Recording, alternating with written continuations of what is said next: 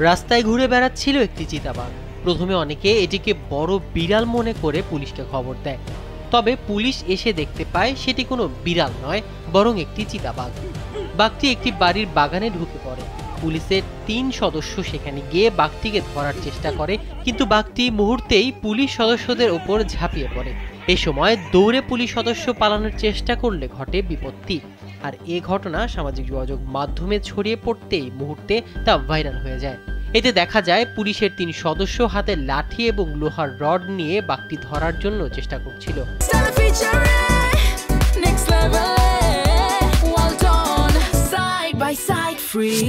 কিন্তু হঠাৎ করে বাঘটি তাদের উপর তাড়া করে। এই সময় পুলিশের এক সদস্য পা পিছলে মাটিতে পড়ে যায়। তখন বাঘটি তাকে কামড় বসিয়ে একটি গর্তে ঢুকে পড়ে। এই ঘটনায় পুলিশের অন্য ২ সদস্য আহত হয়েছে। আর এই লোমহর্ষক ঘটনাটি ঘটেছে ভারতের মহারাষ্ট্রে। এই ঘটনার পর বন বিভাগের কর্মীরা বাঘটি ধরতে চেতনানাশক ওষুধ নিয়ে ঘটনাস্থলে যায়। তবে বিষয়টি নিয়ে বেশ মজেছেন নেটিজেনরা। একজন বলছেন, পুলিশের কাজ বাঘ ধরা নয়, বরং আসামি ধরাই তার প্রধান কাজ।